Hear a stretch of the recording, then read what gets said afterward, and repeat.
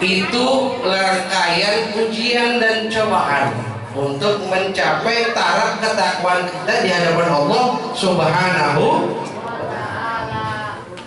Kenapa saya sebut ujian cobaan? Ya, orang yang beriman di siang hari itu di dalam bulan Ramadan lagi diuji.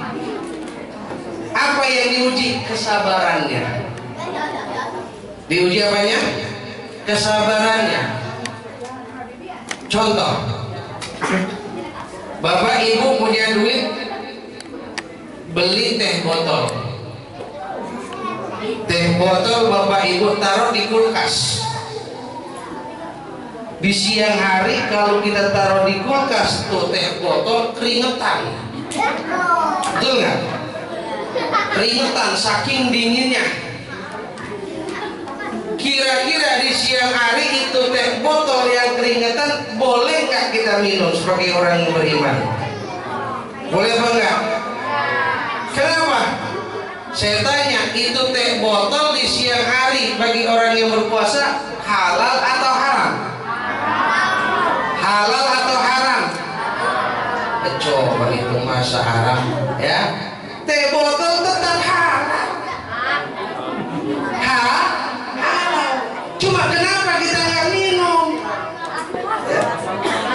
Padahal itu teh botol kita yang beli, uang yang kita beli dari hasil kerja kita. Itu teh botol halal, enak diminum, tapi kita nggak minum di siang hari. Inilah cobaan.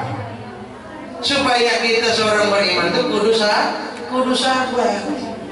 Yang milik kita saja, yang kita beli melalui uang kita, itu kita mengambilnya kudu perhitungan.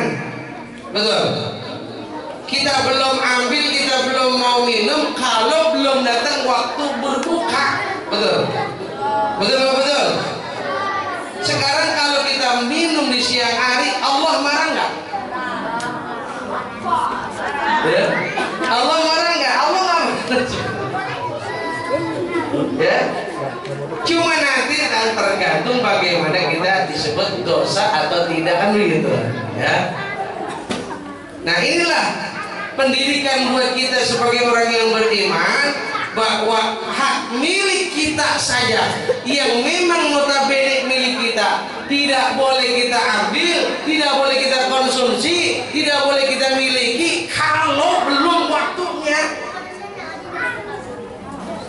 Makanya pendidikan buat kita adalah orang-orang yang bekerja di dunia perkantoran. Kalau masih ada orang korupsi, itu kan berarti ngambil hak milik orang lain, betul nggak?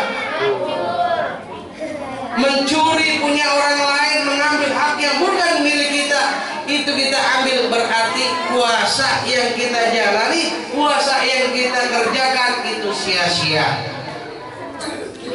Karena tadi pendidikannya, teh botol yang milik kita saja yang halal tidak boleh kita ambil kalau belum waktunya. Begitu juga dengan dunia pekerjaan. Makanya kalau orang yang sudah terdidik dengan hikmah puasa, dia tidak akan pernah melakukan pencurian, tidak akan pernah korupsi dan sebagainya.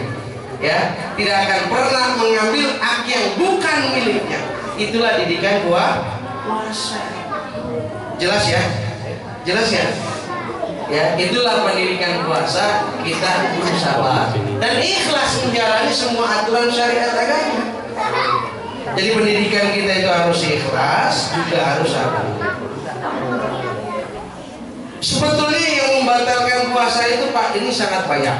Ya, jauh-jauh hari baginda kita Rasulullah Muhammad Sallallahu Alaihi Wasallam mengatakan begini, Bapak Ibu, kam min shaimin laisa lahu min siyamihi ilal ju'al atash.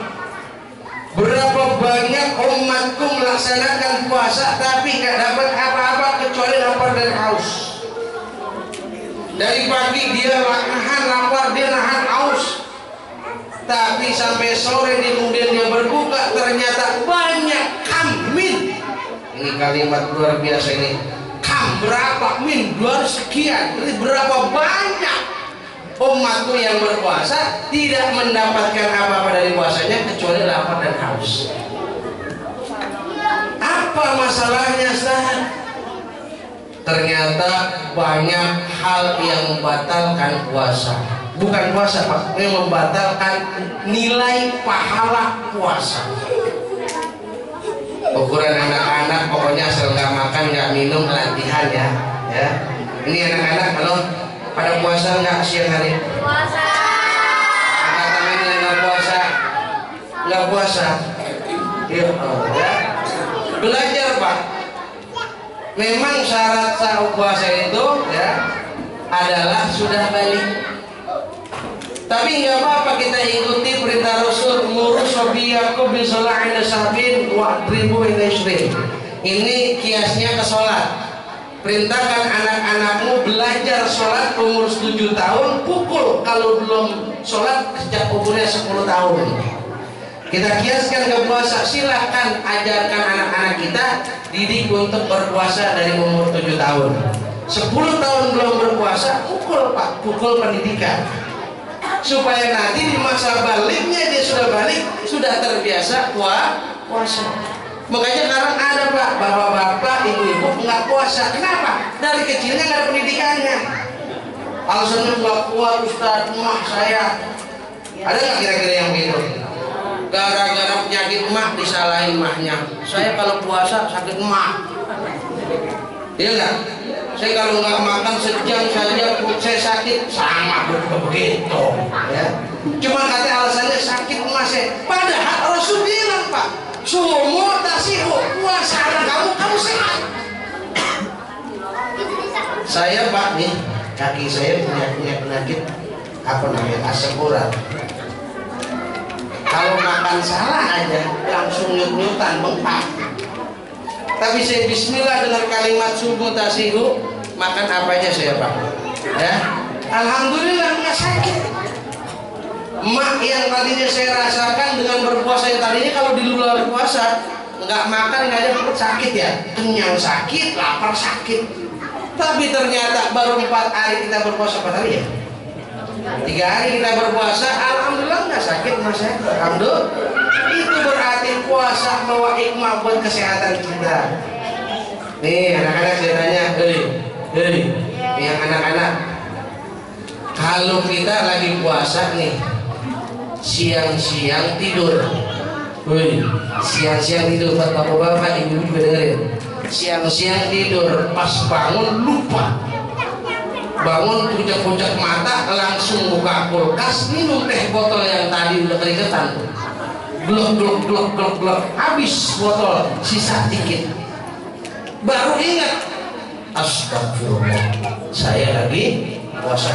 Batal nggak puasanya? Enggak, karena nggak sengaja, lupa. Bangun tidur langsung, tapi jangan belaga lupa. Aku belaga lupa. Sisa sedikit tadi, astagfirullah, saya lagi puasa nih.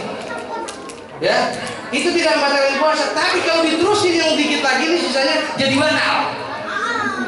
Jadi, atau bapak lagi melongok gitu, Pak, ngerti melongok nggak? Ini melongok bahasa Mesir nih. Lagi melongok begitu, Pak, ada laler lewat, masuk ke dalam mulut, ketelan, Pak. Batal nggak puasanya? Enggak sengaja. Ya jebolan tuh laler, Ustaz, jelek amat gitu. Ya. Atau sebaliknya, ada laler di meja gitu, laler di meja, dikeprak, pok, dicaplok, batal nggak? Nah itu kan batal, sengaja. Lagi ngapain, Pak, daripada makan laler mending makan roti kan gitu. Betul. Kalau nggak sengaja nggak batal, tapi kalau sengaja batal. Anggap aja tadi yang kita bangun tidur minum teh botol ratus botol hampir habis. Anggap aja Allah sedang memberikan Anda, kalian semuanya, kita ini minum ya. Itulah puasa sebetulnya ya. Inti daripada puasa adalah bagaimana kita ini diproses. menjadi hamba-hambanya yang lebih bertakwa kepada Allah Subhanahu wa Ta'ala. Dan arti Ramadan itu sendiri adalah bakar. Jadi orang yang berpuasa di bulan Ramadan hakikatnya sedang dibakar oleh Allah Subhanahu wa Ta'ala. Apanya yang dibakar, Ustaz? Dosa-dosanya. Makanya ketika kita berpuasa, Rasulullah sabdakan dalam satu hadisnya, man shoma ramadhana imanan wa ihtisaban ghufira lahu ma taqaddama min. Siapa yang berpuasa di bulan Ramadan imanan karena panggilan iman, karena keimanan, wa ihtisaban mengharap ridha Allah, maka dosa-dosanya 11 bulan yang lalu diampuni oleh Allah Subhanahu wa Ta'ala. Itulah inti Ramadan, itu membakar dosa kita 11 bulan yang lalu. Sehingga nanti akhir Ramadan dosa-dosa kita telah diampuni oleh Allah Subhanahu wa Ta'ala, dapat kita minal aidin wal faizin. Apa artinya minal aidin wal faizin? Ini salah Ustaz nih ngajarin dan minal aidin wal faizin, bukan mohon maaf lahir batin. Ustaz, sebalik ya. Siapa sih ngajarin begitu? Sebalik. Siapa yang ngajarin? Bukan Iman kali ya? Atau guru saya nih? Bukan saya.